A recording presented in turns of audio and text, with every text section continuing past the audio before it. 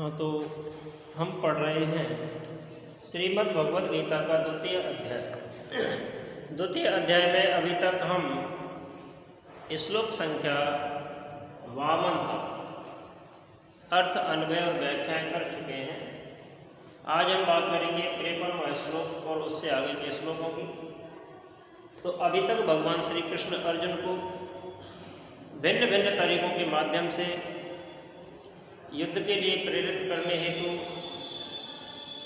उसके भ्रम को या उसके जो मनोविकार पैदा हुआ उस विकार को दूर करने का प्रयास कर रहे हैं। और आत्मयोग के बाद, आत्मा और शरीर के ज्ञान के बाद भगवान श्री कृष्ण अर्जुन को कर्म से जोड़ना चाहते हैं। तो कर्म के विषय में भी भिन्न भिन्न तर्क देते हुए भगवान श्री कृष्ण ने ये कहा अर्जुन से कि हे अर्जुन, जब तुम्हारी यह बुद्धि मोह रूपी दलदल से बाहर हो जाएगी, मोह रूपी दलदल को पार कर जाएगी, तब तुम सुने हुए के समान और सुनने योग्य हो जाओगे। इसी क्रम में आगे भगवान श्री कृष्ण कहते हैं अर्जुन से कि हे अर्जुन, श्रुति विप्रतिपन्ना ते यदा स्थास्यति निश्चला समाधौ अचलः बुद्धि तदा योगः अवाप्स्यसि। तो भगवान श्री कृष्ण ने अर्जुन से कहा कि हे अर्जुन, श्रुति विप्रतिपन्ना ते यदा स्थास्यति निश्चला समाधा वचला बुद्धि तदा योग मवाप्स्यसि। तो इस श्लोक का अनुभव होगा कि यदा श्रुति विप्रतिपन्ना ते बुद्धि निश्चला समाधो अचला स्थास्यति तदा योगम अवाप्स्यसि। तो कहने का तात्पर्य है कि यदा माने जब श्रुति विप्रतिपन्ना से तात्पर्य है कि विभिन्न प्रकार के सिद्धांतों को सुनने से विचलित हुई, क्योंकि भगवान श्री कृष्ण भी भिन्न भिन्न प्रकार के सिद्धांत अर्जुन को बता चुके हैं। तो ऐसे समय में जब भिन्न भिन्न तरीके से समझाया जाता है, भिन्न भिन्न तरीके के सिद्धांत बताए जाते हैं, तो बुद्धि क्या हो जाती है? विचलित हो जाती है कि किस मार्ग पर जाऊं, किस मार्ग का पालन करूं, किस कर्म को करूं, किस कर्तव्य मार्ग पर चलने की राह देखूं, या किस प्रकार से मुझे अपने जीवन को व्यतीत करना है। तब भगवान श्री कृष्ण कहते हैं कि यदा जब श्रुति विप्रतिपन्ना विभिन्न सिद्धांतों को सुनने से विचलित हुई, ते माने तेरी, बुद्धि माने बुद्धि, निश्चला निश्चल होकर, समाधौ समाधि में, समाधि से तात्पर्य है आत्म स्वरूप में, अचला अचल स्थास्यति स्थित हो जाएगी, अचल स्थित हो जाएगी, तदा माने तब, योगम योग को अथवा आत्म स्वरूप में एकता को अवाप्स्यसि तुम प्राप्त कर लोगे। तो भगवान श्री कृष्ण ने अर्जुन से यही कहा कि यदा विप्रतिपन्ना ते स्थास्यति निश्चला बुद्धि समाधौ अचला तदा योगम अवाप्स्यसि। अर्थात जब तुम्हारी बुद्धि समाधि में अचल और स्थिर ठहर जाएगी, यानी भिन्न सिद्धांतों को सुनने से विचलित हुई तुम्हारी बुद्धि समाधि में अचल और स्थिर ठहर जाएगी, तब तुम योग को प्राप्त हो जाओगे, तब तुम समत्व योग को प्राप्त हो जाओगे। तो इस श्लोक का प्रसंग होगा कि कर्मयोग के फलस्वरूप परमार्थ योग को प्राप्त करने की स्थिति का भगवान श्री कृष्ण वर्णन कर रहे हैं। यानी कर्म योग से जो परमार्थ प्राप्त होता है उसका वर्णन यहाँ इस श्लोक के माध्यम से किया गया है। अर्थ सीधा सा है कि अनेक प्रकार के सिद्धांत भगवान श्री कृष्ण ने दिए अर्जुन को। तब भगवान श्री कृष्ण कहते हैं कि अनेक प्रकार के सिद्धांतों को सुनकर विचलित हुई तुम्हारी बुद्धि जब एकाग्रचित हो जाएगी, समाधि में अचल और स्थिर ठहर जाएगी, तब तुम योग को प्राप्त हो जाओगे। अर्थात तुम्हें क्या करना है, क्या नहीं करना है, ये जान जाओगे। तो इस श्लोक को जब हम विस्तृत रूप में लिखेंगे, व्याख्या रूप में लिखेंगे, तो यहाँ यहाँ सबसे पहली बात यही है कि समत्व योग को प्राप्त कब होता है व्यक्ति। समत्व योग को प्राप्त जब होता है व्यक्ति जब उसकी बुद्धि स्थिर और अचल होकर ठहर जाती है, चलायमान नहीं होती है। क्योंकि चलायमान होने से तो भगवान का भजन भी नहीं होता है। तो भगवान श्री कृष्ण ने कहा कि कर्म की सफलता के लिए, यानी कि हमें कर्म में सफलता कब प्राप्त होगी, तो कर्म की सफलता के लिए पवित्र और निश्चल बुद्धि की आवश्यकता होती है। कर्म में सफलता के लिए निश्चल और पवित्र बुद्धि की आवश्यकता होती है। बुद्धिपूर्वक कर्म करने से चित्त शांत होता है, मस्तिष्क हल्का हो जाता है, हृदय विशाल हो जाता है और मन निर्विकार हो जाता है। तो श्रीमद् भगवद गीता मनुष्य का बुद्धि का सभी ओर से विकास चाहती है, संपूर्ण विकास चाहती है। तो अब बुद्धि का विकास किस प्रकार होगा, तो बुद्धि के विकास के दो साधन श्रीमद् भगवद गीता में भगवान श्री कृष्ण ने बताए। बुद्धि के विषय में जो दो सिद्धांत हैं भगवान श्री कृष्ण ने अर्जुन को बताए। तो पहला तो यह है कि जब विभिन्न सिद्धांतों को सुनकर विचलित नहीं होता। पहला सिद्धांत यही है बौद्धिक विकास का कि भिन्न भिन्न सिद्धांतों को सुनकर विचलित नहीं होना। हम देखते हैं कि किसी भी एक कार्य के लिए भिन्न भिन्न सिद्धांत दिए जाते हैं, तब भिन्न भिन्न सिद्धांतों को सुनकर विचलित नहीं होना बौद्धिक विकास का पहला चरण है। और दूसरी बात है समाधि में अचल और स्थिर होना, अर्थात आत्म स्वरूप में, आत्म रूप में अचल और स्थित होकर रह जाना, रुक जाना, ठहर जाना, यही बौद्धिक विकास के दो लक्षण हैं। तो भगवान श्री कृष्ण कहते हैं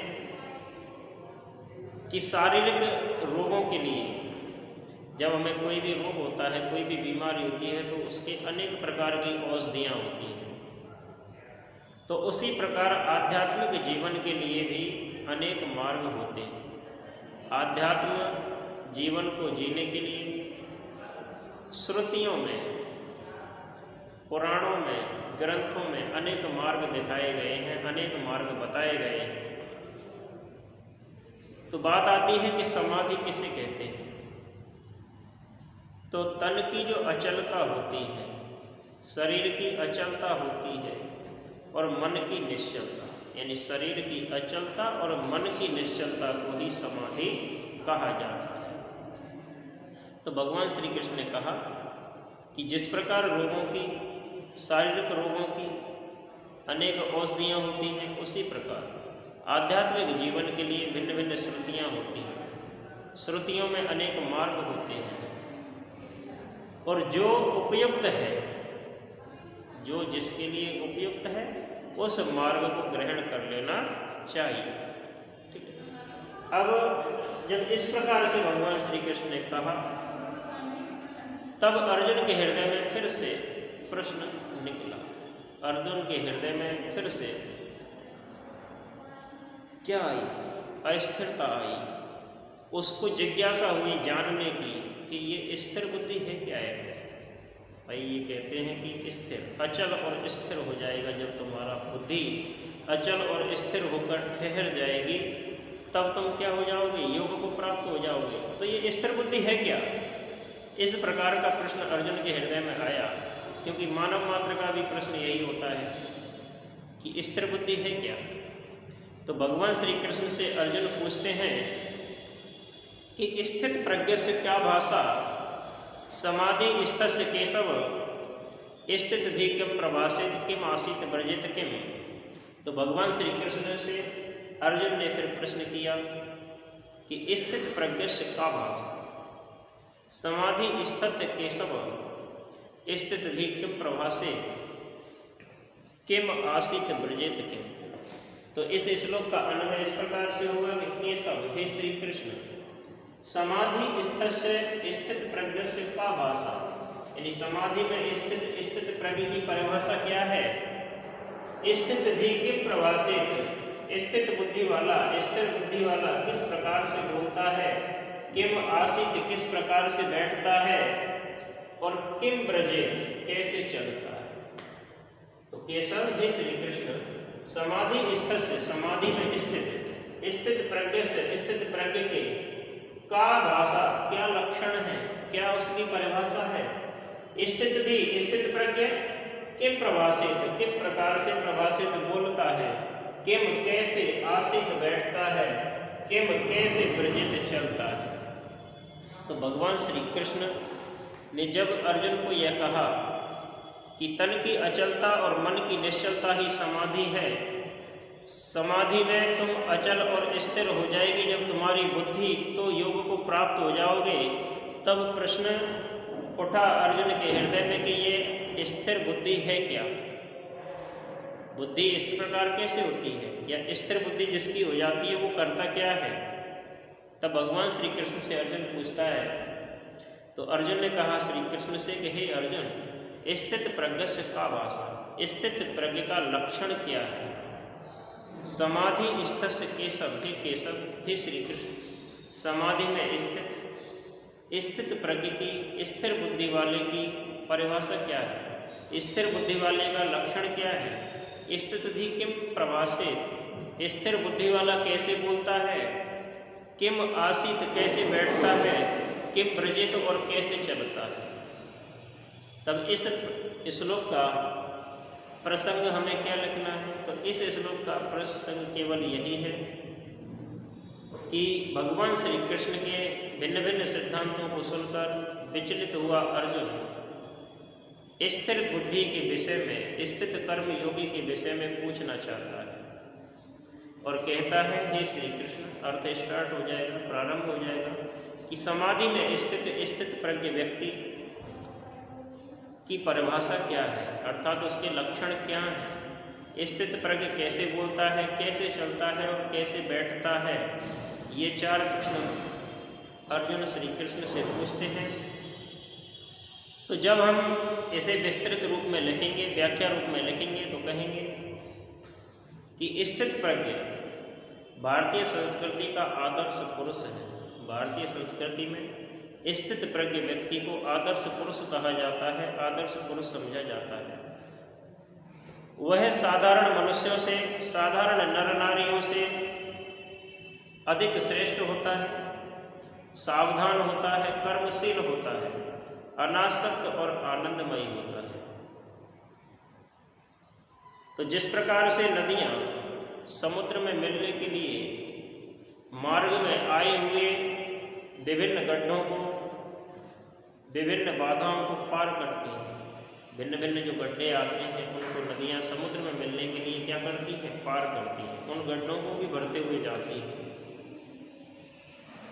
तो उसी प्रकार से स्थित प्रज्ञ दैवीय जीवन में मिल जाने के लिए निरंतर कर्म करता है, यानी उसे अपने गंतव्य तक पहुंचना है, इसलिए वो कर्म करता है, फल की इच्छा के लिए कर्म नहीं करता है।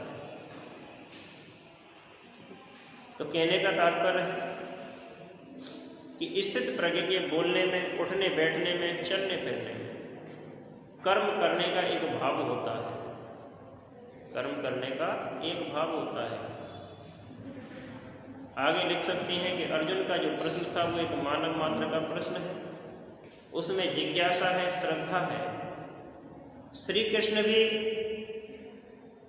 वैसा ही उसे उत्तर देते हैं जो गंभीर और उपयोगी है। तो जब अर्जुन ने यह जानना चाहा कि स्थित प्रज्ञ व्यक्ति किस प्रकार से चलता है, किस प्रकार से बोलता है, किस प्रकार से व्यवहार करता है, तब भगवान श्री कृष्ण ने इन प्रश्नों को समझाने से पहले, इन प्रश्नों को समझाने से पहले समाधि का अर्थ बताया। तब गीता की जो समाधि है योग समाधि से भिन्न है। गीता की समाधि में पुरुष बोलता, चलता, फिरता और कर्म करता है। कैसे करता है, यही अर्जुन का प्रश्न था। तो भगवान श्री कृष्ण ने कहा कि यह एक ऐसी स्थिति है वृत्ति नहीं है, चैतन्य है, जड़ नहीं है। अर्थात कहने का तात्पर्य है कि यह स्थिति वह स्थिति है जहाँ वृत्ति नहीं है, केवल स्थिति है, चैतन्य है, जड़ नहीं। तब भगवान श्री कृष्ण उस स्थित प्रज्ञ की परिभाषा बताते हुए कहते हैं अगले श्लोक से। तो अभी तक भगवान श्री कृष्ण ने क्या पूछा? भगवान श्री कृष्ण से अर्जुन ने स्थित प्रज्ञ के विषय में पूछा। अब भगवान श्री कृष्ण उन प्रश्नों का उत्तर देते हुए स्थित प्रज्ञ की परिभाषा बताते हैं श्री कृष्ण अर्जुन को कि प्रजहाति यदा कामान सर्वान पार्थ मनोगतान आत्माने एव आत्मना तुष्ट है स्थित प्रज्ञ तदा उच्यते। तो भगवान श्री कृष्ण ने अर्जुन को वैसा ही उत्तर दिया और कहा कि प्रजहाति यदा कामान सर्वान पार्थ मनोगतान आत्माने एव आत्मनः तुष्टः स्थित प्रज्ञ तदा उच्यते। तो इसका अन्वय होगा कि पार्थ हे अर्जुन यदा मनोगतान सर्वान कामान प्रजहाति, यदा माने जब, मनोगतान मन में रहने वाली, सर्वान माने सभी समस्त संपूर्ण, कामान कामनाओं को प्रजहाति छोड़ देता है, आत्मनि आत्मना एव, आत्मनि आत्मा में, आत्मना आत्मा से ही तुष्ट माने संतुष्ट रहता है, तदा स्थित प्रज्ञ उच्यते, तब उस पुरुष को, तब उस मनुष्य को स्थिर बुद्धि वाला कहा जाता है। तो स्थिर बुद्धि वाले मनुष्य की परिभाषा देते हुए सबसे पहले श्री कृष्ण कहते हैं कि हे अर्जुन, प्रजहाति यदा कामान, यदा माने जब, प्रजहाति छोड़ देता है, कामान कामनाओं को, सर्वान समस्त, तो समस्त कामनाओं को जब मनुष्य छोड़ देता है, मनोगतान मन में आई हुई या मन में रहने वाली समस्त कामनाओं को जब मनुष्य छोड़ देता है, तदा तब आत्मने आत्मना एव, आत्मा से आत्मा में संतुष्ट हुआ व्यक्ति स्थित प्रज्ञ उच्यते, स्थित प्रज्ञ कहा जाता है। तो इस श्लोक का प्रसंग हम क्या लिखेंगे कि समाधि में स्थित कर्म करने वाले व्यक्ति का लक्षण बताते हुए श्री कृष्ण कहते हैं कि हे अर्जुन, जब मनुष्य मन में आई हुई समस्त कामनाओं का क्या छोड़ देता है, त्याग कर देता है, मन में उठने वाली, मन में आने वाली समस्त कामनाओं को छोड़ देता है, तब आत्मा से ही, आत्मा में, आत्मनि एवं आत्मना, आत्मनि आत्मा से ही, आत्मानि आत्मा में, यानी तब आत्मा से ही आत्मा में संतुष्ट हुआ वह मनुष्य स्थित प्रज्ञ कहा जाता है। तो स्थित प्रज्ञ की परिभाषा पूछी जा सकती है कि स्थित प्रज्ञ किसे कहते हैं। तो स्थित प्रज्ञ के लिए भगवान श्री कृष्ण ने कई लक्षण बताए स्थित प्रज्ञ व्यक्ति के, जो इन श्लोकों के माध्यम से हम पढ़ेंगे। तो पहला लक्षण क्या बताया भगवान श्री कृष्ण ने कि जब मनुष्य अपने मन में रहने वाली समस्त कामनाओं का विचार छोड़ देता है, मन में रहने वाली समस्त कामनाओं को छोड़ देता है, तब आत्मा से आत्मा में संतुष्ट हुआ स्थित प्रज्ञ कहा जाता है। यह पहली परिभाषा है। तो जब हम इसे विस्तार से करेंगे, विस्तृत रूप देंगे, तो हम लिखेंगे कि इस संसार में अनेक प्रकार के विचार और भाव, इस संसार में अनेक प्रकार के विचार और भाव बाह्य वातावरण से आकर मन में रहने का प्रयास करते हैं, मन में प्रवेश करने का प्रयास करते हैं। जीवन की ज्योति को अंधेरे से बढ़कर बुझा देने के लिए प्राणमय लोक का अनेक कामनाएं और आसक्तियां होती हैं, यानी कि जीवन की ज्योति को अंधेरे से बढ़कर बुझा देने के लिए इस प्राणमयी संसार में अनेक कामनाएं और आसक्तियां होती हैं। तो मनुष्य की बुद्धिमानी यही है कि वह तपस्या, मनुष्य की बुद्धिमानी और तपस्या केवल एक ही है कि अपने हृदय से तुच्छ और बाधक विचारों को प्रवेश नहीं कर देते। तो मनुष्य के लिए चाहिए कि वह अपने हृदय में बाधा उत्पन्न करने वाले वचनों को स्थान नहीं दे और योग में स्थिर बना रहे। सरल और तीव्र बुद्धि स्वयं ही विकार रहित हो जाती है। सरल और तीव्र जो बुद्धि होती है वो अपने आप ही स्वयं ही क्या हो जाती है, विकारों से रहित हो जाती है। उसके अंदर विकार प्रवेश नहीं कर पाते हैं, टिक नहीं पाते हैं। तो दृढ़ बुद्धि वाले व्यक्ति अथवा स्थित प्रज्ञ व्यक्ति की जो विशेषताएं इस श्लोक में बताई गई हैं वो दो प्रकार की हैं। पहली है कि मन से समस्त कामनाओं का त्याग करने वाला या मन की संपूर्ण कामनाओं को त्यागने वाला, मन की समस्त कामनाओं को छोड़ने वाला व्यक्ति स्थित प्रज्ञ है, पहला। दूसरा है कि आत्मा से आत्मा में संतुष्ट रहने वाला भी स्थित प्रज्ञ है। तो दो परिभाषाएं इस श्लोक के माध्यम से दी जा रही हैं। आगे अगले श्लोक में फिर से बताया जाएगा। तो इस श्लोक में हमें लिखना है कि सदा आत्मा से निमग्न रहकर पवित्र और दृढ़ बुद्धि से कर्म करता है ऐसा व्यक्ति जो स्थित प्रज्ञ होता है। तो आत्मिक शक्ति का विकास होता है और आत्मा में संतुष्ट रहने का यही भाव होता है। अगला श्लोक क्या कहता है? तो भगवान श्री कृष्ण कहते हैं अर्जुन से कि हे अर्जुन, दुखेषु अनुद्विग्न मनः सुखेषु विगत स्पृह वीतराग भय क्रोध स्थित धी मुनि उच्यते। तो फिर स्थित प्रज्ञ की, स्थित बुद्धि वाले की, स्थिर बुद्धि वाले की परिभाषा देते हुए फिर से कहते हैं श्री कृष्ण इस श्लोक के माध्यम से कि दुखेषु अनुद्विग्न मनः सुखेषु विगत स्पृह वीतराग भय क्रोध स्थित धी मुनि उच्यते। तो इस श्लोक का अर्थ होगा कि दुखेषु अनुद्विग्न मनः सुखेषु विगत स्पृह वीतराग भय क्रोध मुनि स्थित धी उच्यते। इन दुखेषु, दुखों की प्राप्ति में, दुख आने पर अनुद्विग्न मना, जिसका मन क्षोभ रहित है, जिसका मन दुख से रहित है। सुखेषु, और सुख प्राप्ति में विगत स्पृह है, जिसकी आसक्ति छूट गई है। सुख प्राप्ति में जिसको आसक्ति नहीं है। वीतराग भय क्रोध, जिसके राग भय क्रोध छूट गए हों। मुनि, ऐसा मुनि स्थित धी, स्थिर बुद्धि वाला उच्चते कहा जाता है। तो स्थिर बुद्धि की, स्थित प्रज्ञ की परिभाषा देते हुए भगवान श्री कृष्ण इस श्लोक में कहना चाहते हैं कि दुखेषु अनुद्विग्न मनः सुखेषु विगत स्पृह। दुखेषु, दुखों की प्राप्ति में, अनुद्विग्न मनः, जिसका मन क्षोभ रहित हो जाता है। सुखेषु विगत स्पृह, और सुखों की प्राप्ति में जिसकी आसक्ति छूट जाती है। वीतराग भय क्रोध, तो जिसके वीतराग भय और क्रोध छूट जाते हैं, निवृत्त हो जाते हैं। स्थित धी मुनि उच्यते, ऐसा मुनि, ऐसा मनुष्य स्थित प्रज्ञ कहलाता है, स्थिर बुद्धि वाला कहलाता है। तो इस श्लोक का प्रसंग हमें क्या लिखना है कि स्थित प्रज्ञ के यहाँ दो लक्षण बताए गए हैं, कामना का त्याग और अपने आत्मसंतोष, अपने स्वरूप में संतोष करना।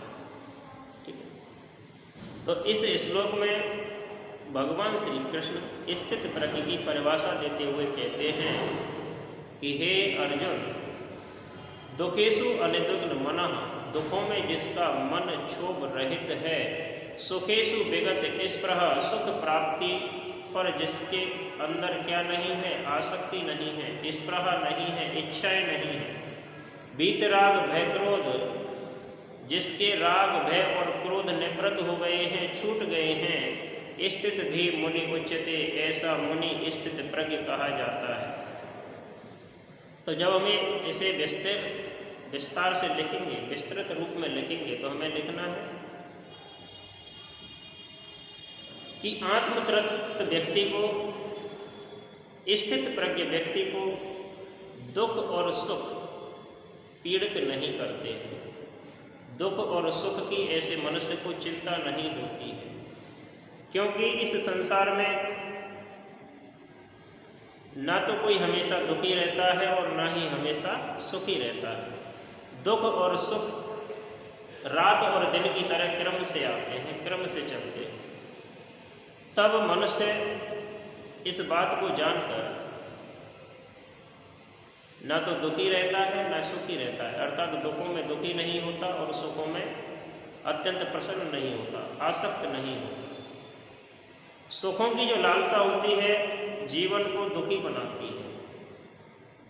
सुखों की लालसा मनुष्य के जीवन को दुखी बनाती है। सुख और दुख क्षण भंगुर होते हैं, क्षण भर के लिए होते हैं। जिसका मन निर्बल होता है उसे सुख और दुख बंधन में जकड़ लेते हैं। जिसका हृदय दुर्बल होता है उसे सुख और दुख बंधन में जकड़ लेते हैं। दुर्बल हृदय वाले व्यक्ति को सुख और दुख बांध कर रखते हैं। सुख की सफलता शील और संयम से होती है। सुख और दुख की प्रत्येक अवस्था में कर्तव्य पालन करने वाला नर और नारी, कर्तव्य पालन करने वाला मनुष्य स्थित प्रज्ञ कहा जाता है। यानी सुख अथवा दुखों की प्राप्ति में अपने कर्तव्य का ठीक से पालन करने वाला व्यक्ति ही स्थित प्रज्ञ है। आसक्ति को राग कहा जाता है।